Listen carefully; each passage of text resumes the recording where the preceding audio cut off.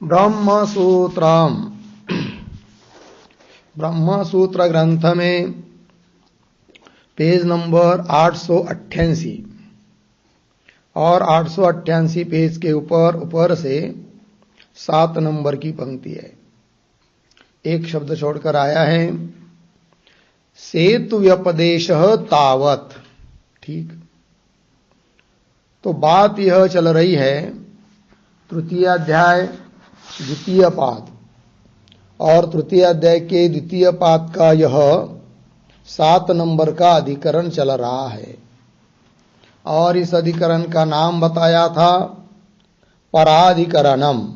ठीक, और इस अधिकरण का विचार विषय बताया है कि ब्रह्म भिन्न और कोई वस्तु है नहीं है, एकमात्र ब्रह्म ही अद्वितीय वस्तु है। इस बात का निर्धारण करना, निश्चय करना, यही इस अधिकरण का विचार विषय है। जबकि पूर्व पक्षी कह रहा है इस अधिकरण के प्रथम सूत्र में ही, और पाद के अनुसार 31 नंबर का यह सूत्र है, परमतः सेतुन मान संबंध भेदेवपदेशेभ्य, पूर्व पक्षी का सूत्र है। और पूर्व पक्षी इस सूत्र के द्वारा 4 हेतु देकर इस बात को सिद्ध करने का प्रयास करता है कि ब्रह्म से भिन्न भी और कोई वस्तु है। वो 4 हेतु वो ये हैं, सेतु का व्यपदेश, उन्मान का व्यपदेश, और संबंध का व्यपदेश, और भेद का व्यपदेश। इन 4 हेतु बताए थे। उनमें से जो पहला हेतु बताया है सेतु व्यपदेश, उसके बारे में बोल रहा है पूर्व पक्षी। तो सेतु व्यपदेश से श्रुति में ब्रह्म के लिए सेतु का निर्देश किया है। इससे भी पता चलता है कि ब्रह्म से अतिरिक्त और कोई वस्तु है। तो वो कैसे, इस बात को बता रहा है पूर्व पक्षी। तो पंक्ति देखिए भाई, सेतु व्यपदेश तावत। ठीक है, अथ य आत्मा स सेतु विधृति इति आत्मशब्दाभितस्य ब्रह्मण सेतुत्वं संकीर्तयति। ठीक है, शब्दों का थोड़ा अन्वय करेंगे। श्रुति के 2-3 शब्द छोड़कर, पंक्ति के 2-3 शब्द छोड़कर श्रुति में अथ य आत्मा सह, एक शब्द छोड़कर आगे विधृति ही, पीछे सेतु, आगे इति, हो गया ना।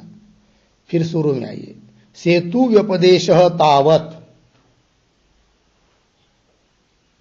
फिर आगे आत्म शब्दाभीत से आगे सरल है, ब्रह्मण सेतुत्वम संकीर्तयति। ठीक है, देखो भाई, और ये जो पंक्ति है ना, सेतु व्यपदेश तावत, उसके पहले एक छोटा वाक्य अवतरण, तत्र आद्यम विवृणोति,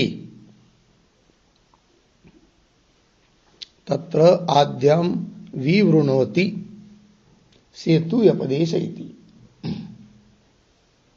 ठीक है, 4 हेतु में से प्रथम हेतु का विवरण कर रहा है पूर्व पक्षी। क्या कहता है, श्रुति है अथ यह आत्मा स विधृति सेतु, जो आत्मा है वही विधृति अर्थात विधारक, धारण करने वाला क्या है, सेतु है। श्रुति बता रही है इति सेतु व्यपदेश तावत, इस श्रुति में आत्मा के लिए, ब्रह्म के लिए सेतु का व्यपदेश किया है, सेतु का निर्देश किया है, सेतु शब्द से कहा है।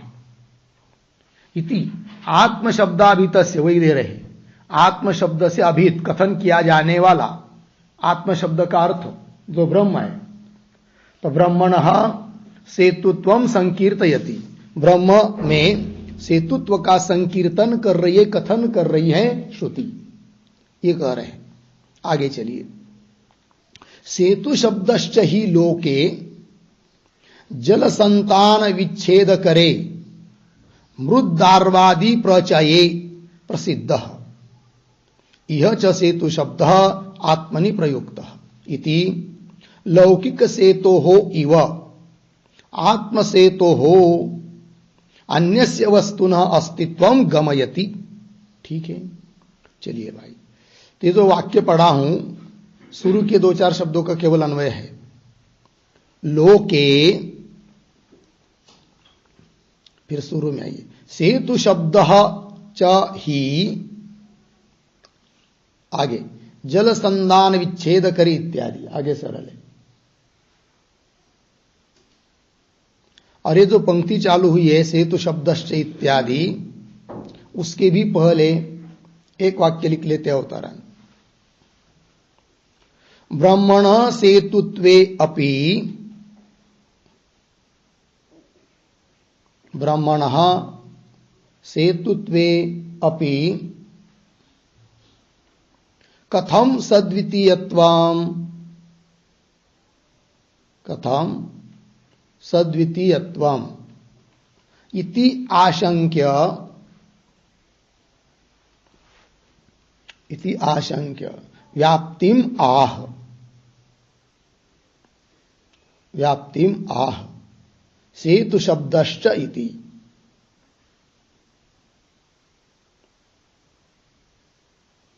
ठीक है, देखो भाई अर्थ। तो अभी अभी भाष्य के पीछे के पंक्ति में श्रुति का उल्लेख करके अथय आत्मा इत्यादि, और इस श्रुति में आत्मा शब्द से कहा जाने वाले ब्रह्म के लिए सेतु का निर्देश किया, ये बात बताई।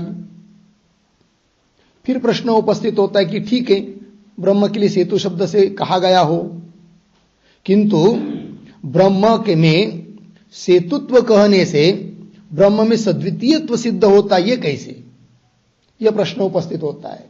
तो उसका उत्तर इस पंक्ति से दे रहे हैं। अवतरण में क्या लिखा, ब्रह्मण सेतुत्व्यापि, ब्रह्म सेतु होने पर भी कथम सद्वितीयत्व, ब्रह्म में द्वितीयता कैसे सिद्ध हो जाती है, ऐसी शंका कोई करता है तो उस व्याप्ति को बता रहे हैं सेतु शब्दश्च इति। तो कह रहे लोके, लोक व्यवहार में सेतु शब्द का प्रयोग कहां होता है वो पहले बता रहे हैं। ठीक, तो लोके सेतु शब्दश्च ही जल संतान विच्छेद करे मृद्दार्वादि प्रचये प्रसिद्ध सेतु शब्द। ठीक, जल संतान, संतान शब्द का अर्थ होता है प्रवाह। जल का जो प्रवाह होता है, नदी का प्रवाह, उसको विच्छेदित करने के लिए, रोकने के लिए जो मृद मिट्टी, दारू लकड़ी या कोई धातु विशेष लीजिए आदि शब्द से, उन मिट्टी लकड़ी आदियों का जो समूह, उसको कहते लोक में सेतु, जो कि जल को धारण करने के लिए, जल को रोककर उसका अलग तरह से जल आदि निकाला जाता है, वो सब। तो जल संतान विच्छेद करे, जल के प्रवाह को विच्छेदित करने के लिए करने वाला जो मिट्टी दारू आदि का, लकड़ी आदि का जो प्रचय, प्रचय अर्थात समूह, उसमें प्रसिद्ध है सेतु शब्द। होगा इतना। आगे, यह च सेतु शब्द आत्मनि प्रयुक्त, यह मतलब इस श्रुति में सेतु शब्द आत्मा के लिए प्रयुक्त हुआ है, आत्मा में प्रयुक्त हुआ है। सेतु शब्दश्च आत्मनि प्रयुक्त इति, ऐसा होने से लौकिक से तो हो इव, आत्म से तो हो अन्यस्य वस्तुनः अस्तित्वम गमयति।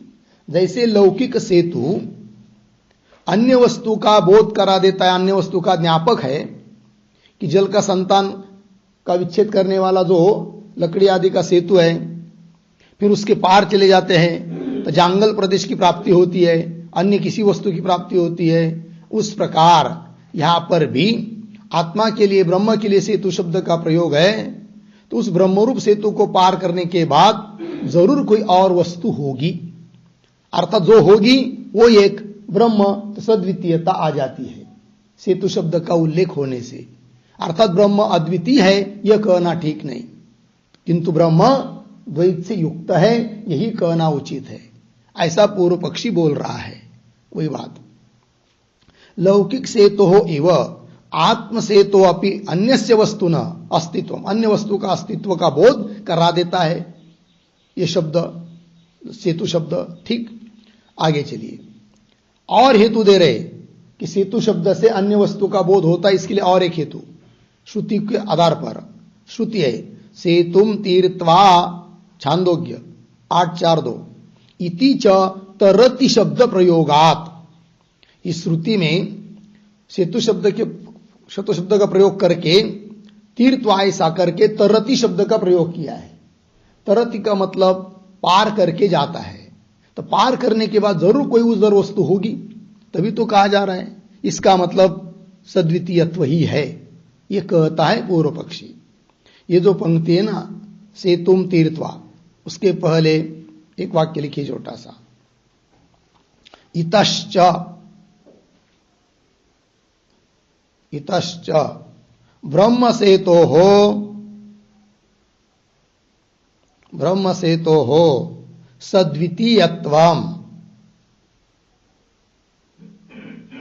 सद्वितीयत्वम इति आह सेतुम इति। ठीक है, इतश्च, इस कारण से भी, ब्रह्म सेतु, ब्रह्मरूप सेतु में सद्वितीयता की सिद्धि होती है। क्या कारण? तरति शब्द का प्रयोग, वही दे रहे, सेतुम तीर्थवा इति तरति शब्द प्रयोगात। वाक्य पूरा कैसा होगा? पीछे के कुछ शब्द लाएंगे, कौन कौन शब्द आएंगे जब वाक्य पूरा होगा? तो ये वाक्य सेतुम तीर्थवा इति च तरति शब्द प्रयोगात। हाँ, अन्यस्य वस्तुनः अस्तित्वं गमयति। ये तरति शब्द प्रयोग से भी अन्य वस्तु का अस्तित्व का बोध होता है। दो हेतु हुए। ठीक, चलिए फिर आगे, अब उसी को स्पष्ट कर रहे हैं। यथा लौकिकम सेतुम तीर्थवा जांगलम असेतुम प्राप्नोति, एवं आत्मानं सेतुम तीर्थवा अनात्मानं असेतुम प्राप्नोति इति गम्यते। ठीक है, तो ये जो पंक्ति है यथा लौकिकम इत्यादि, तो उसके भी पहले एक छोटा वाक्य लिखिए, अवतरण। कथम एतावता, कथम एतावता वस्त्वन्तरास्तित्वम्, वस्त्वन्तरास्तित्वम् अर्धविराम तत्र आह यथा इति, यथा इति। ठीक है, देखो भाई अर्थ तो बोलेंगे ठीक है भाई, ब्रह्म के लिए सेतु शब्द का प्रयोग किया है और तरति शब्द का भी प्रयोग हुआ है, किंतु इतने मात्र से अन्य वस्तु की सिद्धि होती है, अन्य वस्तु का अस्तित्व का बोध होता है, ये कैसे? कथम एतावता वस्तुअंतरास्तित्व, अन्य वस्तु का अस्तित्व है, ये कैसा जाना जाता है? तब उसको स्पष्ट कर रहे, यथा लौकिकम सेतुम तीर्थवा, मिल गया। उसके बाद कैसा पढ़ेंगे देखिए अन्वय, एक दो शब्दों का पुनः देखिए। यथा लौकिकम सेतुम तीर्थवा, एक शब्द छोड़कर, असेतुम पीछे, जांगलम, फिर आगे प्राप्नोति वगैरह सरल है। जिस प्रकार व्यवहार का लोक का सेतु, उसको हम जब पार करके चले जाते हैं तब आगे जिसकी प्राप्ति होती है वह होता है असेतु, सेतु से भिन्न। और कौन? जांगलम, जांगल की प्राप्ति होती है। जांगल क्या चीज है भाई? तो जांगलम इसका अर्थ लिखिए, वात प्रचुरः देशः जांगलम, वात प्रचुरः देशः जांगलम अर्धविराम, इह तु देशमात्रम, देशमात्रम बराबर स्थलमात्रम ग्राह्यम, स्थलमात्रम ग्राह्यम। ठीक, देखो भाई अर्थ, वात प्रचुर, वायु प्रचुर जो देश, उसको कहते जांगल, जंगल भाग, किंतु यहां पर देश मात्र लेना है, स्थल मात्र लेना है। अर्थात ब्रह्म के लिए सेतु शब्द का प्रयोग है, जरूर ब्रह्म से भिन्न और कोई देश और कोई स्थल और कोई वस्तु होगी, इतने अर्थ हमें लेना है। यथा लौकिकम सेतुम तीर्थवा असेतुम जांगलम प्राप्नोति। एवं, ये तो दृष्टांत हुआ। एवं आत्मानम सेतुम तीर्थवा, आत्मा रूपी सेतु को पार करके क्या होता है, अनात्मानम असेतुम, अनात्मा की प्राप्ति, कि जो सेतु नहीं है, क्योंकि आत्मा सेतु है, आत्मा से भिन्न अनात्मा है, वह असेतु हुआ। तो आत्मानम असेतुम प्राप्नोति इति गम्यते, और ऐसी जो अनात्मा वस्तु है तो ब्रह्म से भिन्न हो गई फिर, क्योंकि ब्रह्म आत्मा है। इसका मतलब वो अन्य वस्तु और ब्रह्म दो हो गई, तो सद्वितीयता आ गई, अद्वैतता नहीं है, ये कह रहा है पूर्व पक्षी। चलिए भाई आगे, आगे है उन्मान व्यपदेशश्च भवति। 4 हेतु दिए थे, पहले हेतु का विवेचन किया उसने, अब दूसरे हेतु का विवेचन करने जा रहा है, तो वह है उन्मान व्यपदेशश्च भवति। अतः इन उन्मान इत्यादि पंक्ति के पहले भी लिखिए छोटा सा अवतरण के रूप में वाक्य, द्वितीयम हेतुम व्याकरोति। द्वितीयम हेतुम व्याकरोति उन्मान इति। ठीक है, दूसरे हेतु का व्याकरण कर रहे, स्पष्टीकरण कर रहे हैं उन्मान इत्यादि पंक्ति से। तो देखो भाई, उन्मान व्यपदेशश्च भवति, बोलेंगे कहा किया है व्यपदेश, व्यपदेश मतलब निर्देश, उन्मान का निर्देश, परिमाण का निर्देश, कहा किया है परिच्छिन्नता का निर्देश, उन्मान, परिमाण, परिच्छेद, माप विशेष, ये सब एक ही अर्थ के शब्द है।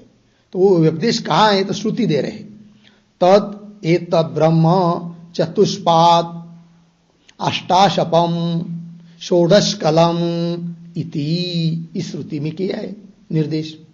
तो वह यह ब्रह्म कैसा है भाई, चतुष्पाद 4 पैर वाला है, और अष्टाशपम 8 खुर वाला है, क्योंकि एक पैर को 2 खुर होते, तो 4 पैर है, तो खुर कितने हो जाएंगे 8, और षोडश कलम 16 कला वाला है।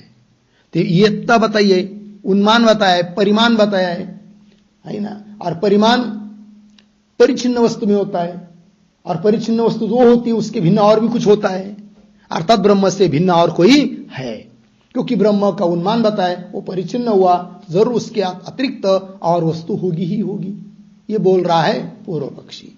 किंतु ब्रह्म के वो 4 पाद बताए गए वो कौन है, 8 खुर, षोडश कला, ये क्या चीज है, तो उसको समझने के लिए उस पर एक टिप्पणी लिख लेते हम लोग। लिखेंगे प्रकाशवान, प्रकाशवान अर्धविराम, अनंतवान, अनंतवान अर्धविराम, ज्योतिष्मान, ज्योतिष्मान अर्धविराम, आयतनवान, आयतनवान, आगे एते 4 पादाः, एते 4 पादाः अस्य इति चतुष्पाद ब्रह्म अस्ति, अस्य इति चतुष्पाद ब्रह्म अस्ति, पूर्ण विराम। आगे तत्र, तत्र प्राची, दक्षिणा, प्रतीची, उदीची इति 4 कलाः, कलाः कौंस में लिखिए, अवयवाः कौंस बंद। आगे प्रकाशवान नाम, प्रकाशवान नाम एकः पादः अस्ति, एकः पादः अस्ति, पूर्ण विराम। आगे पृथ्वी, पृथ्वी, अंतरिक्षम, अंतरिक्षम, देवुः, समुद्रः समुद्रः इति अनंतवान नाम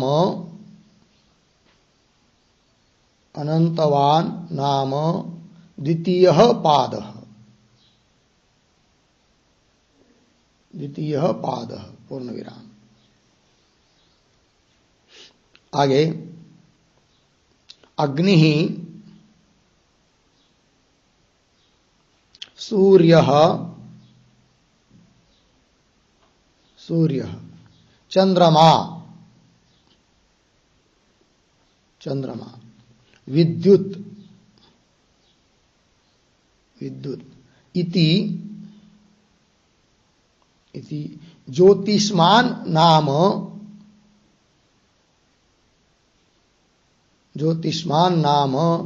तृतीयः पादः।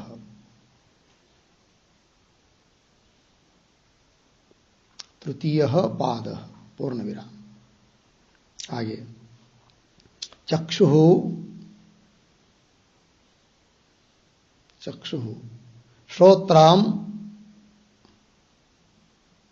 श्रोत्रम् वांग मन इति आयतनवान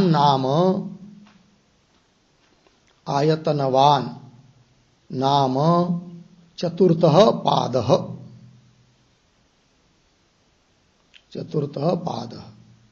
इति चतुष्पाद ब्रह्म अस्ति।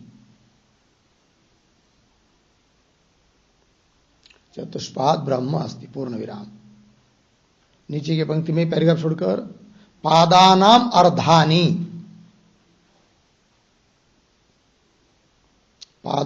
अर्धानि कौंस में लिखिए प्रत्येक पाद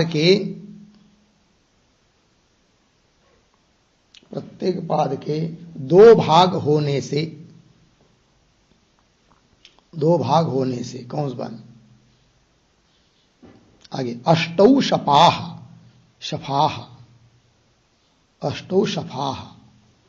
कौंस में लिखिए खूर 8 खुर कौंस बन। आगे अस्य इति अष्टाशपम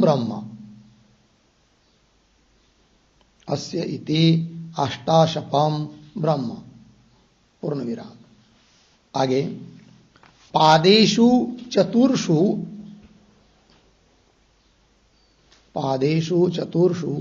प्रत्येकम चतस्रः कलाः कौंस में लिखिए अवयवाः किंवा अंशाः कौंस बंद। इति षोडश कलम बराबर षोडशावयवम्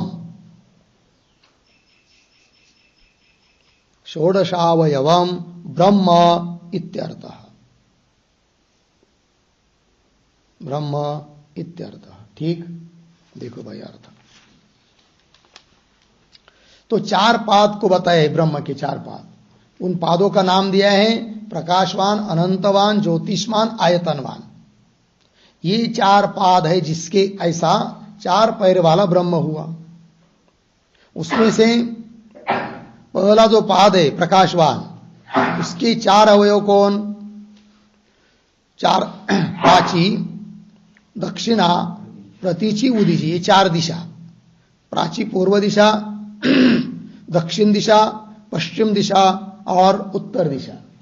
इति चतस्र कला, 4 दिशा वाला, 4 दिशा 4 कला, यही है अवयव। ऐसा एक पाद हुआ जिसका नाम है प्रकाशवान, नाम पहला पाद। दूसरे पाद में पृथ्वी, अंतरिक्ष शब्द का अर्थ होता है आकाश। देव का मतलब स्वर्ग और समुद्र। इति ये 4 हुए। इति अनंतवान नाम का दूसरा पाद हुआ। फिर तीसरा पाद अग्नि, सूर्य, चंद्रमा और विद्युत, ये 4 जिसमें है वो हुआ ज्योतिष्मान नाम का तृतीय पाद।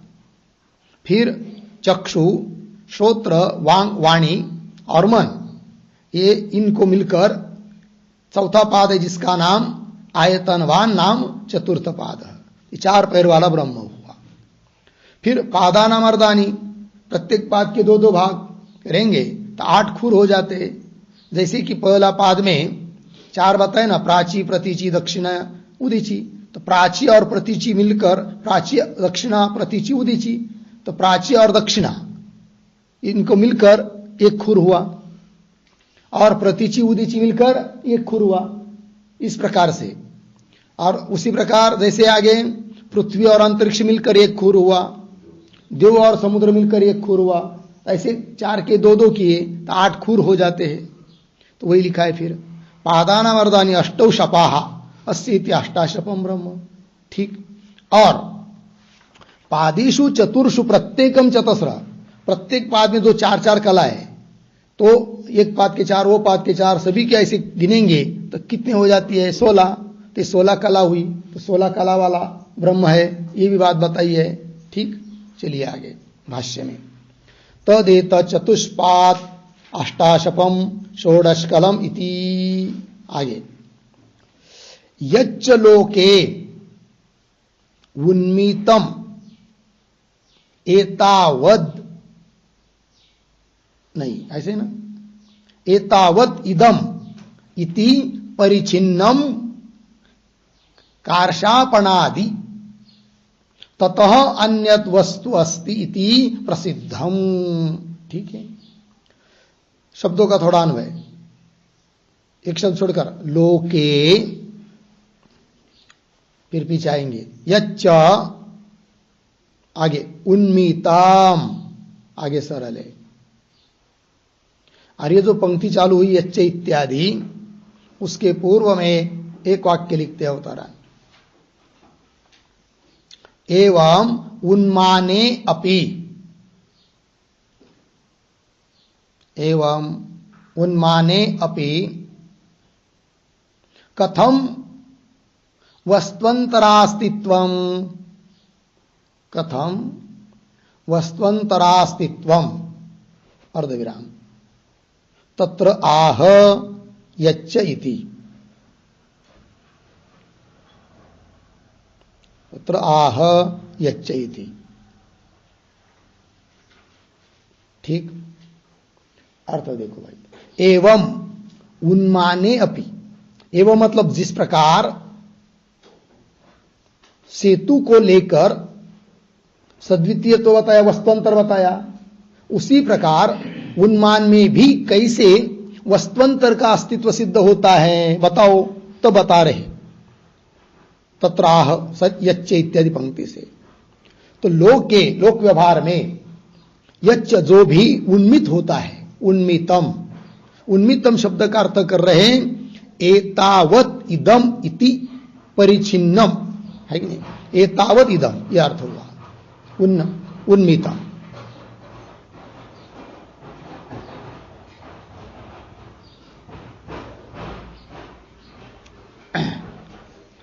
हो गया, उन्मितम का अर्थ कर दिया एतावत इदम। एतावत इदम मतलब क्या, उसका भी अर्थ लिखिए, मर्यादा से युक्त परिमाण वाला, मर्यादा से युक्त परिमाण वाला।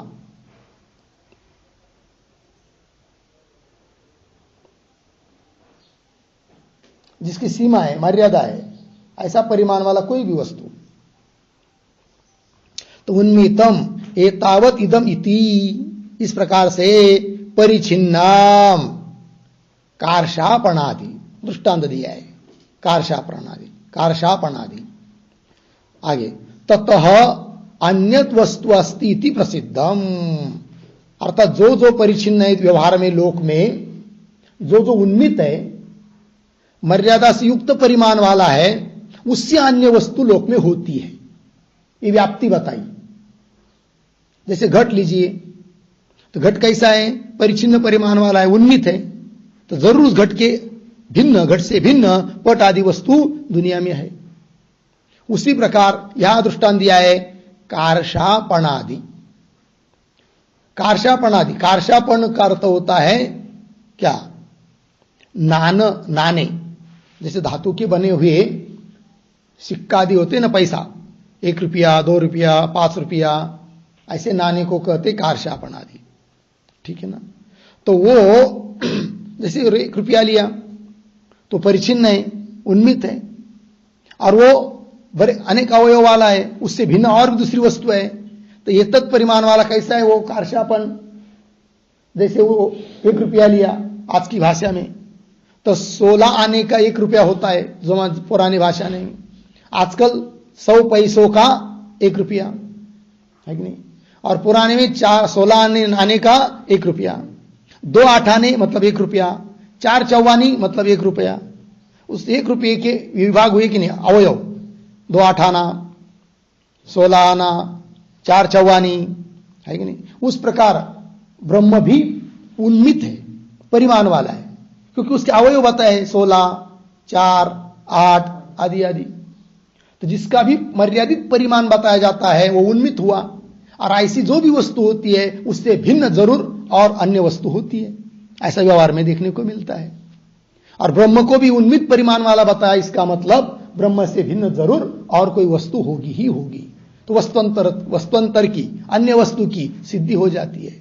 अतः अद्वितीय ब्रह्म है यह कहना ठीक नहीं, ये पूर्व पक्षी बोल रहा है, ठीक है। देखो भाई, कार्शापण आदि, आदि शब्द से लीजिए, जैसे कोई भी मनुष्य आदि आकार लिए, चाहे पशु लीजिए, तो हम लोग भी कैसे 2 पैर वाला जो होता है वो मनुष्य, 2 हाथ वाला, 20 अंगुली वाला, ऐसा कर सकते हैं ना, तब उन्मित परिमाण हुआ, उन्मित हुआ, ठीक है ना। उससे भिन्न और कोई वस्तु होती है, इस प्रकार। परिचिन्नम कार्शापण आदि ततः अन्यत, ऐसे परिचिन्न परिमाण वाले से भिन्न अन्यत वस्तु अस्ति इति प्रसिद्धम कुत्र, लोके, लोके शब्द गया ना इस पंक्ति में, ये लोक में प्रसिद्ध है, ये दृष्टांत में हो गया। अब आगे, तथा ब्रह्मणः अपि उन्मानात् ततः अन्येन वस्तुना भवितव्यम इति गम्यते।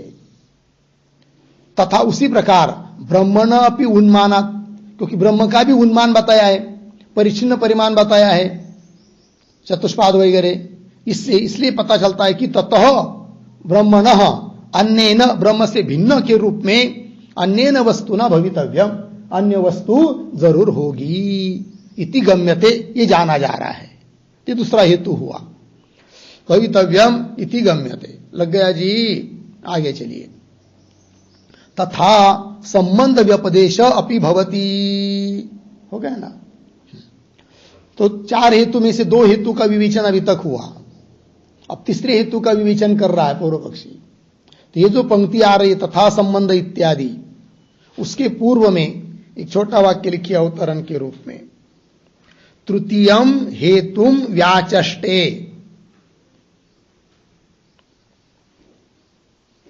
तृतीयम हेतुम व्याचष्टे तथा इति। अब तीसरे हेतु का व्याख्यान कर रहे हैं। तो देखो भाई, तथा संबंध व्यपदेश अपि भवति, संबंध का व्यपदेश, व्यपदेश निर्देश, उल्लेख, कथन हुआ है, किसके संबंध का? तो वहां पर चाहे तो छोटा शब्द लिख के रख सकते हैं, जीव ब्रह्मणो संबंध व्यपदेश, जीव ब्रह्मणो संबंध व्यपदेश, जीव और ब्रह्म इनके संबंध का भी व्यपदेश, निर्देश श्रुति ने किया है। व्यपदेशापि भवति, बोलेंगे कौन श्रुति है? श्रुति तो बताओ, तो श्रुति दे रहे, सता सौम्य सदा, सता सौम्य तदा संपन्नो भवति, छांदोग्य 6:8:1, हे सौम्य तदा सता संपन्न भवति, हे सौम्य, हे श्वेत केतु, तदा अर्थात सुषुप्ति अवस्था में सता सत्स्वरूप परमात्मा के साथ जीव संपन्न भवति, एकरूप हो जाता है, अर्थात परमात्मा के साथ जीव का संबंध होता है। तो संबंध भी बताया है भवति, यहां पर भी बताया, तैत्तरीय उपनिषद में भी कहा है क्या? शारीर आत्मा, इस शरीर के भीतर जो है वो आत्मा है, फिर आगे कैसा होता है वो, तो प्राज्ञेन आत्मना सम परिष्वक्त बृहदारण्यक, और वह आत्मा प्राज्ञ स्वरूप आत्मा के साथ अर्थात परमात्मा के साथ संपरिष्वक्त आलिंगित हो जाता है, संबंधित हो जाता है सुषुप्ति आदि अवस्था में। तात्पर्य ब्रह्म के साथ जीव का संबंध भी बताया है, यह अर्थ हुआ।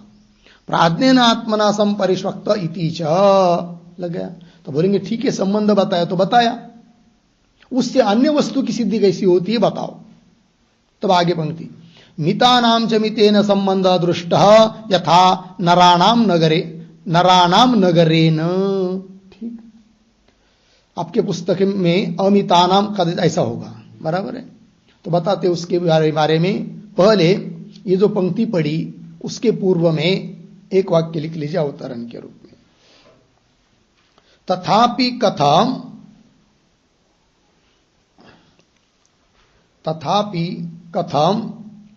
सद्वितीयत्वम इति आशंक्य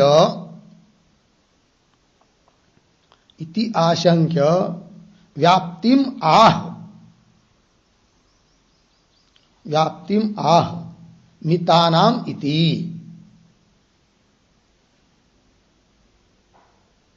ठीक है, मितानाम इति अर्थ देखो भाई। तथापि मतलब जो पीछे की पंक्ति में बताया कि जीव ब्रह्म का संबंध बताया है, तो बोल रहे हैं कि ठीक है संबंध बताया जी, स्वीकार है, मान्य है, बताया है संबंध, किंतु उससे सद्वितीयत्वम कथम, द्वैतता कैसी सिद्ध होती है, ऐसी कोई शंका करता है तो व्याप्ति को बता रहे हैं आगे की पंक्ति में, मितानाम इति। तो देखो भाई, तो पहले मितानाम ऐसा पाठ समझकर पंक्ति को लगा लेंगे, फिर अमितानाम ऐसा करके भी लगाया जा सकता है, वो भी बताएंगे। किंतु बहुत सारे ग्रंथों में मितानाम ऐसा ही पाठ है, केवल कैलासाश्रम की पुस्तक में ही अमितानाम दिया है, वो भी लगाया जा सकता है। पहले मितानाम को समझकर देखेंगे। च मीतानाम मीतेन संबंध दृष्ट यथा नरानाम नगरेन। तो नरानाम नगरेन यह दृष्टांत है, ठीक है। और मितानाम शब्द का अर्थ होता है परिचिन्नानाम, परिचिन्न वस्तु नाम, ठीक है ना। और मितेन मतलब परिचिन्न वस्तु के साथ क्या होता है, संबंध। देखो भाई, मितेन वस्तु परिच्छेद इयत्ता सद्वयेन, मितेन का अर्थ मितानाम मितेन, मितानाम परिचिन्नानाम, और मितेन का मतलब, मितेनम का अर्थ लिखिए वस्तु परिच्छेद इयत्ता सद्वयेन इति यावत, ठीक है ना। वस्तु परिच्छेद इयत्ता, थोड़क्यात परिचिन्न वस्तु के साथ। तो परिचिन्न वस्तु का परिचिन्न वस्तु के साथ संबंध, दृष्ट संबंध देखा जाता है। घट परिचिन्न है, पट परिचिन्न है, दोनों का संबंध देखने को मिलता है। मनुष्य परिचिन्न है, नगर भी परिचिन्न है, अतः नगर और मनुष्य इनका संबंध देखा जाता है। नगर में मनुष्य लोग रहते हैं, ठीक है ना। और यहां पर भी जो बात चल रही है, तो जीव और परमात्मा इन दोनों का क्या बताया है, संबंध बताया है कि नहीं। और संबंध परिचिन्न में होता है, इसका मतलब परमात्मा भी परिचिन्न हुआ, उसका जीव के साथ संबंध है। अर्थात जरूर फिर उस परमात्मा से भिन्न और कोई वस्तु होगी कि जिस वो वस्तुअंतर होगा। वो कैसे बता रहे आगे देखिए। मितानाम च मितेन संबंध दृष्ट यथा नराणाम नगरेन। आगे जीवानाम च ब्रह्मणा संबंधम व्यपदिशति सुषुप्तौ। थोड़ा अन्वय, च फिर अंतिम में सुषुप्तौ, पीछे जीवानाम, आगे ब्रह्मणा संबंधम व्यपदिशति, ठीक है। और श्रुति क्या करती है, सुषुप्ति अवस्था में जीवों का ब्रह्म के साथ संबंध का निर्देश करती है। अभी बताया था ना, सता सौम्य तदा संपन्नो भवति। तो जीव का ब्रह्म के साथ संबंध बता रही है। फिर उससे क्या होगा? अतः ततः पराम अन्यत् अमितम अस्ति इति गम्यते। अतः ततः परम, ये जो पंक्ति है ना, अतः ततः इत्यादि, अतः के पहले एक वाक्य लिखिए, अवतरण। विमतम विमतम सद्वितीयम सद्वितीयम संबंधवत्वात्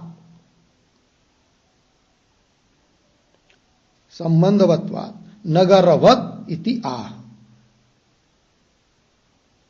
नगरवत् इति आह, अतः इति।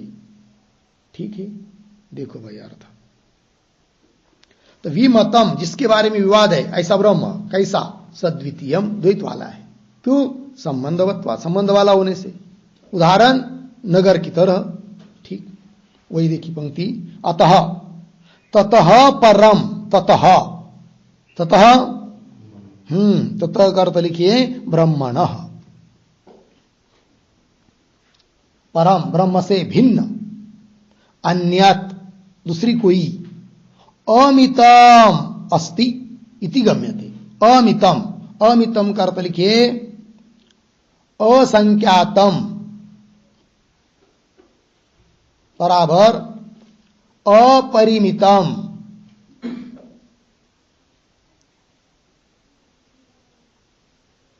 असंख्यातम मतलब अपरिमितम, अपरिछिन्नम इत्यर्थः। अपरिछिन्नम इत्यर्थः। देखो पुनर्थ। अतः ततः पराम अन्यत् अमितम अस्ति इति गम्यते, ये जाना जाता है। तो बोलेंगे कैसा? और स्पष्ट नहीं हुआ अच्छी तरह से, स्पष्ट करो। तो एक टिप्पणी लिखेंगे फिर इसके आधार पर। तो लिखते हैं,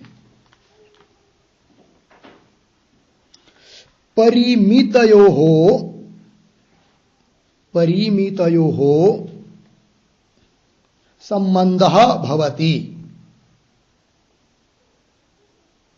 संबंधः भवति पूर्ण विराम। अत्र च जीव परमात्मनोः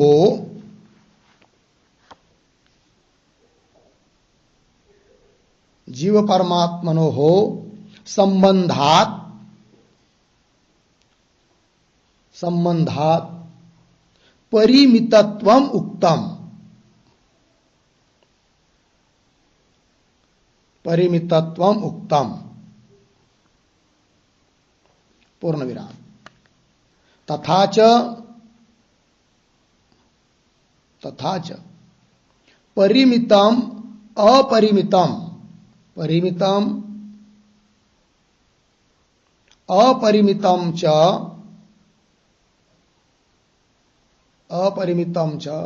परस्परापेक्षितत्वात् एकम विना अन्यः न तिष्ठति। अन्यः न तिष्ठति पूर्ण विराम। अतः परिमितात् ब्रह्मणः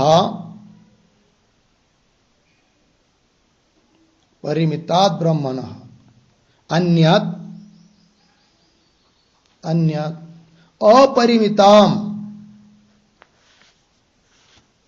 अपरिमितम कौंस में अपरिछिन्नम कौंस बंद। आगे किमपि वस्तु भवितव्यम, किमपि वस्तु भवितव्यम इति पूर्व पक्षाशयः।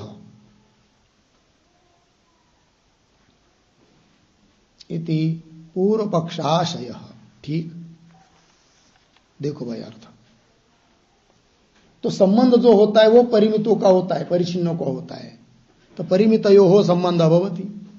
और यहां पर तो जीव और परमात्मा का दोनों का संबंध बताया हुआ होने के कारण दोनों हो गए परिमित, परिचिन्न।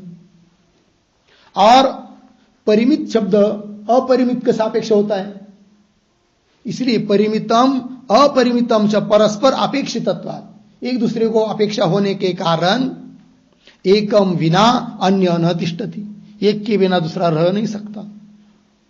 और इधर जीव परमात्मा को परिमितत्व आ गया, अर्थात इस परिमित परम से भिन्न दूसरा कोई जरूर अपरिमित वस्तु होगी, अर्थात वस्तुअंतर होगा।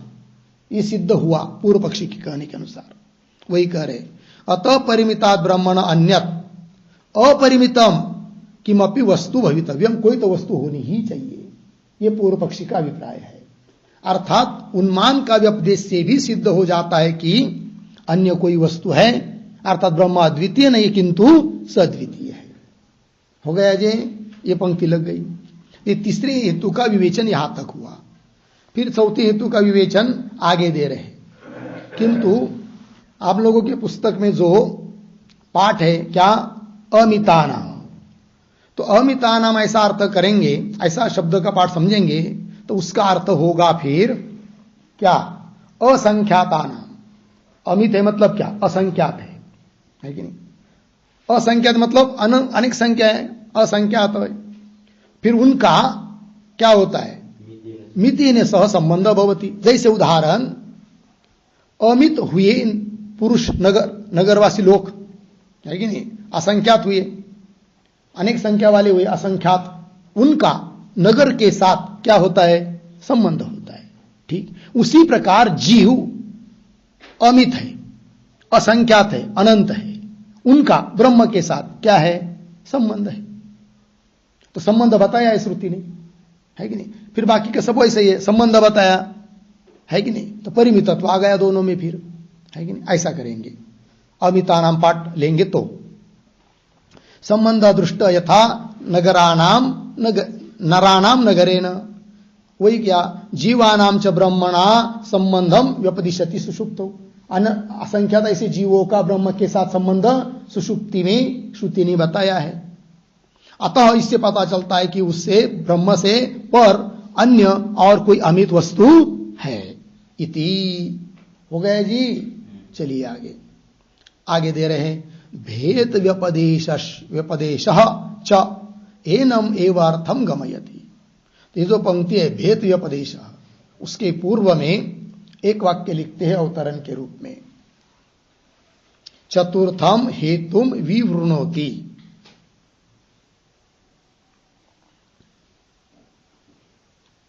चतुर्थम हेतुम विवृणोति, चौथे हेतु का विवरण कर रहे हैं अभी। चौथा हेतु कौन सा है, भेद व्यपदेश। वही भेद व्यपदेश च एनमेव अर्थम गमयति। एनम एव अर्थम, एनम एव अर्थम, हाँ, सद्वितीयम एव अर्थम गमयति, अर्थात अद्वितीय ब्रह्म नहीं किंतु सद्वितीय है, इसी अर्थ का बोध होता है भेद व्यपदेश से भी। ये कह रहा है पूर्व पक्षी। तो बोलेंगे जरा स्पष्ट करो, तब करे तथा ही। ठीक है, अब तथा ही ये जो पंक्ति चालू हो रही है उसके भी पहले एक छोटा वाक्य लिखा उदाहरण, तत्र तत्र आधारतः भेद व्यपदेशम उदाहरति। आधारतः भेद व्यपदेशम उदाहरति तथा ही इति।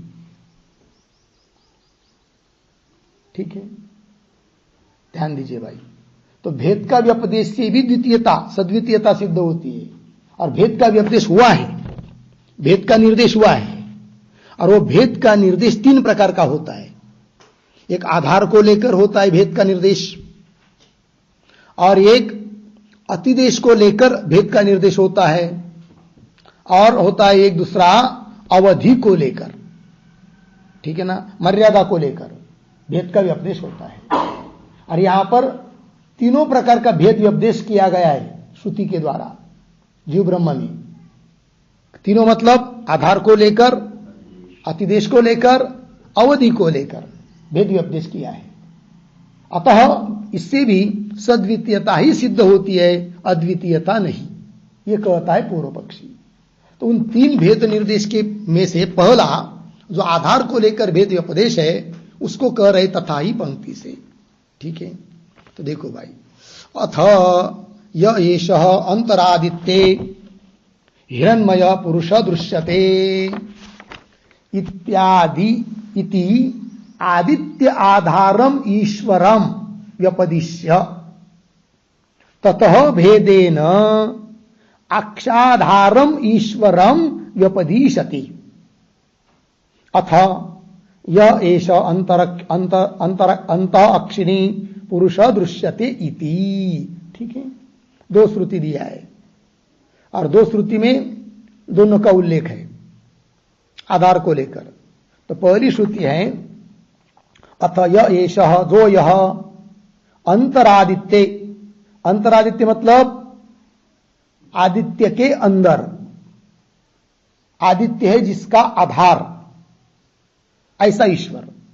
आदित्य सूर्य, अंतरादित्य सूर्य के भीतर कौन? हिरण्मय सुवर्णमय पुरुष दिखाई देता है। तो इस श्रुति में क्या बताया? इति आदित्य आधारम ईश्वरम व्यपदिश्य। आदित्य है आधार जिसका, ऐसे ईश्वर का व्यपदेश किया है, निर्देश किया है, उल्लेख किया है। ठीक, फिर उसके बाद ततः भेद, उससे भिन्न के रूप में दूसरे ईश्वर का उल्लेख है। वो कौन है? हां, ततः भेदेन अक्षाधारम ईश्वरम। अक्ष आंख, नेत्र, नेत्र है आधार जिसके, है कि नहीं, ऐसा जो ईश्वर नेत्र के भीतर रहने वाला। अक्षाधारम ईश्वरम व्यपदिशति, निर्देश कर रही श्रुति। वो कौन श्रुति? अथ यह एष, जो यह अंतः अक्षिणी पुरुष, आंखों के भीतर, आंख में रहने वाला, आंख नेत्र है आधार जिसके, ऐसा पुरुष दिखाई दे रहा है कि नहीं? तो दोनों का भेद करके बताया है, आधार का भेद लेकर। इति, ये हुआ भाई आधार के आधार पर भेद का निर्देश। आगे चलिए, अतिदेशम च अस्य अमुना रूपादिषु करोति। तो ये जो पंक्ति है ना, अतिदेशम, उसके पहले एक वाक्य लिखिए, अवतरण। अतिदेशतः भेद व्यपदेशम दर्शयति। अतिदेशतः भेद व्यपदेशम दर्शयति, अतिदेशम इति। ठीक है, देखो भाई, अतिदेश को लेकर भेद का व्यपदेश कर रहे हैं। पंक्ति को देखिए, अतिदेशम च अस्य अमुना रूपादिषु करोति। थोड़ा शब्दों का अन्वय, च अस्य अमुना रूपादिषु, पीछे अतिदेशम करोति, अतिदेश कर रही श्रुति। किसका? किसके साथ? अस्य अमुना, अतिदेश कर रहे। अतिदेश मतलब एकत्र श्रुतस्य अन्यत्र संबंध। एक जगह सुना है, उसका अन्य जगह संबंध बताना, उसको कहते हैं क्या? अतिदेश। तो देखो भाई, तो अस्य अमुना, इसका इसके साथ, किसका किसके साथ? लेकिन अर्थ लिखिए उन शब्दों का, अस्य और अमुना का। तो लिखेंगे अस्य बराबर अक्षिस्तस्य पुरुषस्य, अक्षिस्तस्य पुरुषस्य, अर्धविराम, फिर आगे प्रतीक अमुना बराबर आदित्य मंडलस्तेन पुरुषेन सह, आदित्य मंडलस्थेन पुरुषेन सह इति यावत।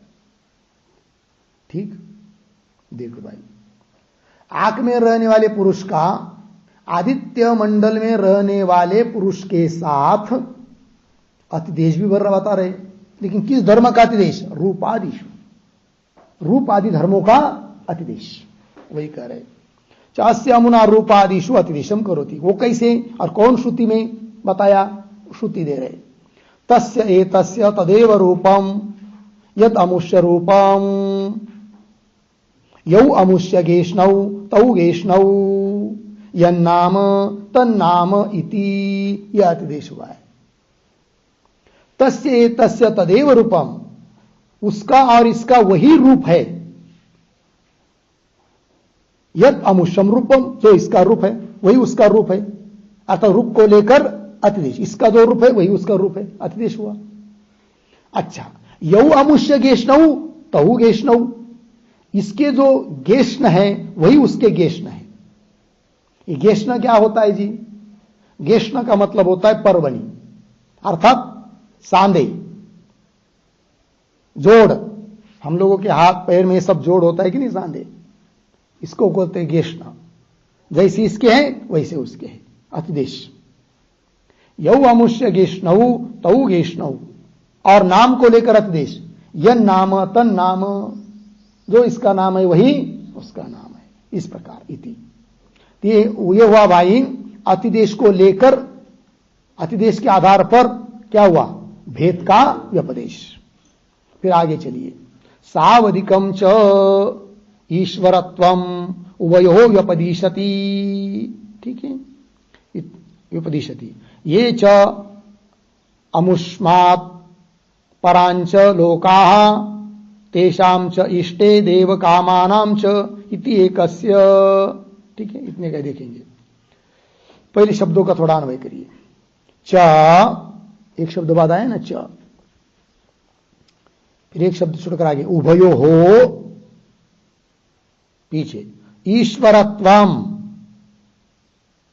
पीछे सावधिकम, आगे व्यपदिशति। ठीक है, ये चामुष्मात आगे श्रुति आ रही है। किंतु ये जो पंक्ति है सावधिकम इत्यादि, उसके पूर्व में एक छोटा वाक्य लिखा अवतरण के रूप में, अवधितः अपि,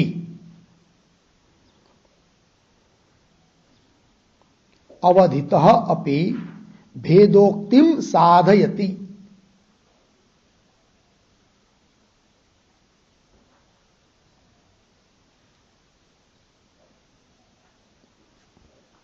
सावधिकम क्या लिखा?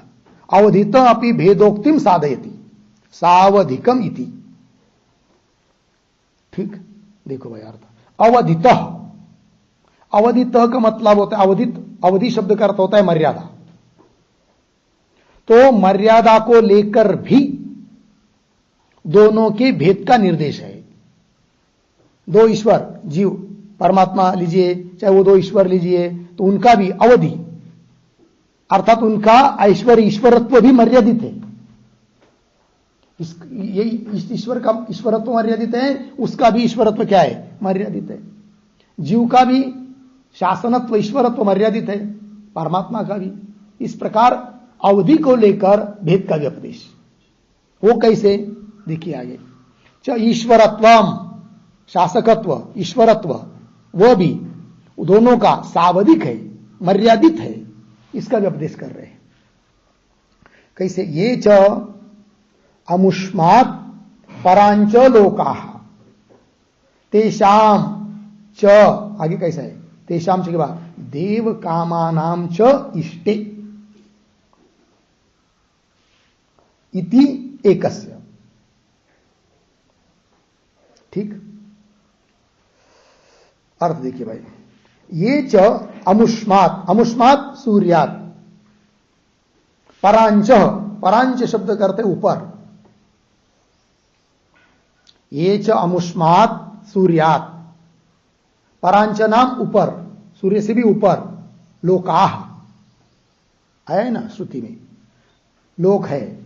तेषाम, उनका शासन करने वाला, जो आदित्य मंडल में विद्यमान ईश्वर है, वह शासन करता है, किंतु उसका शासन कर्तृत्व भी कैसा है? अवधि से युक्त है, मर्यादित है। किसका शासन कर रहा है वो? तो वो कहते हैं कि उस आदित्य से ऊपर जितने लोग हैं उनका, और देव कामानाम च, देवताओं की इच्छाओं का वो क्या करता है? इष्ट शासन करता है, उनका वो ईश है, तो मर्यादा में हो गया उनका शासनत्व ईश्वरत्व। ये बात हो गई। इति एकस्य, इति एकस्य ना, इसका अर्थ लिखिए, एकस्य मतलब किसका? एकस्य बराबर आदिदैविकस्य पुरुषस्य इति यावत्, आदिदैविकस्य पुरुषस्य इति यावत्। आदिदैविक जो पुरुष है आदित्य मंडल में स्थित, उसका ऐश्वर्य मर्यादा से युक्त बता दिया। आदिदैविकस्य पुरुषस्य इति यावत् हो गया ना। आगे चलिए भाष्य में, ये च एतस्मात् अर्वांच लोकाः तेषां च इष्टे मनुष्य कामानाम इति एकस्य। ठीक, शब्दों का थोड़ा अन्वय। ये च एतस्मात् अर्वांच लोकाः तेषां, एक शब्द छोड़कर आगे, मनुष्य कामानाम च पीछे इष्टे, फिर अंतिम में इति एकस्य। अर्थ देखिए भाई, ये च एतस्मात्, एतस्मात् का अर्थ लिखिए। ये च एतस्मात् पद है ना, एतस्मात् मतलब नेत्रस्थ ईश्वरात्, नेत्रस्थ ईश्वरात्। ठीक है, हो गया। आगे अर्वांच लोकाः, अर्वांच का मतलब अधः, अधः नीचे के लोग, अर्वांच अधः, लोकाः आगे, तेषाम उन लोगों का शासन करता है, और मनुष्य कामानाम च इष्ट, मनुष्यों की इच्छाओं का शासन करता है, अनुशासन करता है। तो इसका भी ईश्वरत्व कैसा हुआ? सावधिक अवधि से युक्त हुआ, मर्यादा में हुआ। ठीक है ना, इससे भी दोनों का भेद है। मनुष्य कामानाम च इष्ट इति एकस्य, यहां पर भी एकस्य पद आया है भाई, इसका अर्थ लिखिए इति एकस्य बराबर आध्यात्मिकस्य पुरुषस्य, आध्यात्मिकस्य पुरुषस्य इत्यर्थः। ऊपर आदिदैविक पुरुष का ऐश्वर्य बताया, अब आध्यात्मिक पुरुष का ऐश्वर्य बताया, भेद बताया अवधि को लेकर। आगे दृष्टांत देकर समझा रहे, यथा इदम मगधस्य राज्यम इदम वैदेहस्य इति। तो यथा, इस पंक्ति के पहले एक वाक्य लिखिए अवतरण, ऐश्वर्यस्य सावधिकत्वे, ऐश्वर्यस्य सावधिकत्वे दृष्टान्तम आह, दृष्टान्तम आह यथा इति। जैसे दोनों ईश्वर का आदिदैविक आध्यात्मिक इनका ऐश्वर्य अवधि से युक्त बताया, और ऐश्वर्य अवधि से मर्यादा से युक्त होता, इसके लिए दृष्टांत दे रहे। यथा इदम मगधस्य राज्यम, मागधस्य, मगध देश का राजा जो मागध, उसका यह क्या है? इतना, यहां तक इसका राज्य है। और इदम वैदेहस्य, यहां से आगे इतना वैदेह का राज्य है, जनक राजा आदियों का राज्य है। ये बात इति, ये हो गया ना। आगे एवं एतेभ्य सेत्वादि व्यपदेशेभ्य ब्रह्मणः परम अस्ति इति। या तक भाष्य पूरा हुआ 31 नंबर के सूत्र का। एवं इस प्रकार, एतेभ्य सेत्वादि व्यपदेशेभ्य, इतने सारे सेतु वगैरह व्यपदेशों से, हेतुओं से सिद्ध होता है कि ब्रह्मणः परम अस्ति, ब्रह्म से भी भिन्न और कोई वस्तु है, अर्थात सद्वितीयता ही है अद्वैत ब्रह्म नहीं है। और अद्वैत ब्रह्म नहीं है तो नीति नीति करके जो अन्य का निषेध किया जाता है वह भी ठीक नहीं है। ये पूर्व पक्षी का अभिप्राय। तो ब्रह्मणा परम अस्ति इति, तो ये जो अंतिम में इति शब्द आया है ना, उसके आधार पर एक वाक्य लिखेंगे।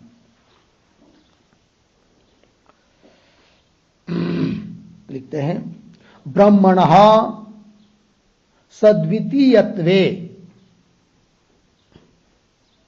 ब्रह्मणः सद्वितीयत्वे ततः अन्यस्य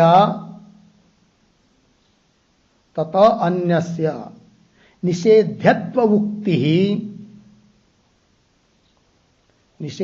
उक्ति अयुक्ता इति वक्तुम इति शब्दः, इति वक्तुम इति शब्दः अस्ति भवति। ठीक, देखो भाई अर्थ। तो ब्रह्मणा सद्वितीयत्वे, ब्रह्म यदि सद्वितीय द्वैत से युक्त है तो तथा अन्य से ब्रह्म से भिन्न वस्तु का निषेध करने के लिए जो उक्ति बताई है वह ठीक नहीं है। इस बात को द्योतित कर रहा है अंतिम का इति शब्द। हो गया, ये होगा भाई पूर्व पक्षी का कहना। फिर आगे जो आ रहा एवं प्राप्ते प्रतिपद्यते, इस प्रकार पूर्व पक्षी प्राप्त होने पर अब सिद्धांती प्रतिपादन करते हैं। तो सिद्धांती उस पूर्व पक्षी का खंडन करेंगे आगे के सूत्रों से, तो उसका विचार हम लोग कल करते हैं। ओम पूर्णमदः पूर्णमिदं पूर्णात् पूर्णमुदच्यते पूर्णस्य पूर्णमादाय पूर्णमेवावशिष्यते। ओम शांति शांति शांति।